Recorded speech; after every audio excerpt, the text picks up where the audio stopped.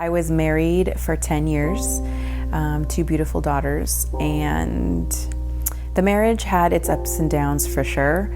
There were multiple times we were separated, but it was only at the most for like a month or two, and it was very much constant contact and different therapy and whatnot.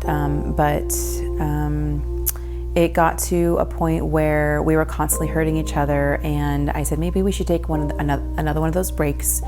And I think he took it as a sign of, we're done, I should start dating again.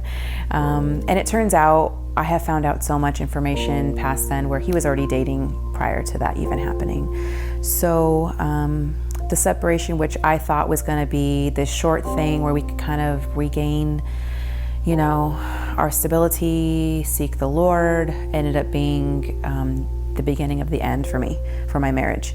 And so that was devastating to me. You know, I thought I was going to grow old with this person. I come from a divorced home. I thought that my kids would never have to feel what I had felt. So going from this dream to the current reality was more than I could bear. It was the worst thing in the world for me. I remember calling a friend. I remember calling her up and just saying, I don't know what to do, just bawling. I don't even remember what I really said. All I know is she said, okay, I'm going to help you. I'm going to figure this out with you. I'll stop by your house. I'm going to come pick you up. Is it okay if we take you to another friend's house? And I was like, sure. It was a big blur. So it was like calling 911, getting in an ambulance, don't really know what's going on, and ended up with the best surgeon, with the best care, with the best, thinking that I knew what I needed. Just take this out of me and repair my marriage, sew me back up, and I'll be fine. That's what I thought was my answer. And when it doesn't go the way you think it's gonna go, it's like the loneliest place in the world, and it's the worst place in the world, and you feel like you're suffering, but like, where's that morphine drip, right? Where's that thing that's gonna take this pain from you? Where I remember constantly searching for that relief, that I was clinging to anything that would give me relief. And I didn't know this at the time. What I was doing was trying to check all these boxes. I was trying to, okay, Lord, I need to pray. I got to go to church. I can only listen to Christian radio stations.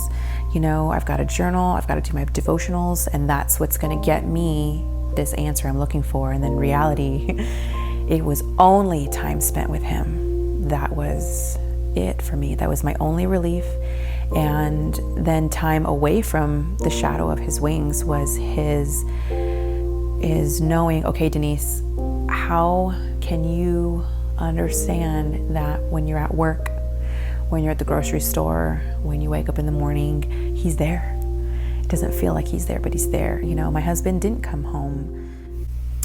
Having the one person in your life that swears they're going to be with you by your side through thick and thin, be your best friend, link arms with, to have them like get up and like even to watch like the physicality I had to see him pack his things in front of me and my kids, and take it, and just being so like adamant, like, I am leaving, y'all better be okay with this, like, bye, was very, very traumatizing. It was the worst pain I had ever felt. And then you don't really want to tell anyone. I don't want to go and tell, you know, the teachers at my kids' school. I don't want to tell like my family. I don't want to tell anybody. I don't want to tell anybody at work. It's embarrassing. It's like shame accompanies that. And so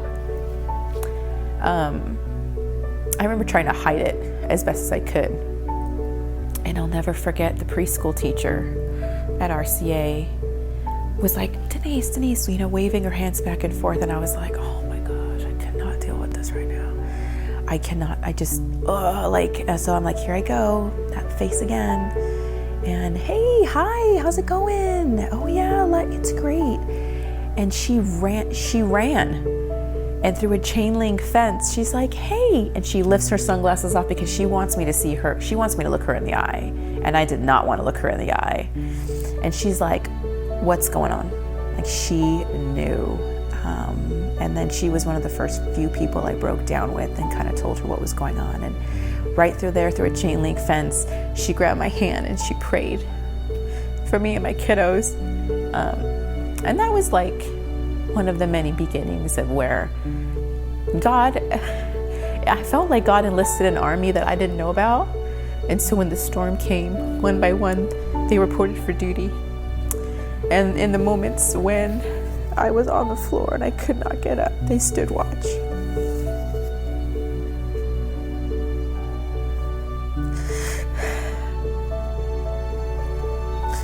With their swords out, speaking the word over me, shielding me from the darts. The darts saying, Denise, you are not good enough. You did not have whatever your husband needed. You don't have it. And I remember just thinking, okay, Denise, get up. You gotta fight. You can't lay on the floor and win. That's not how you get your victory.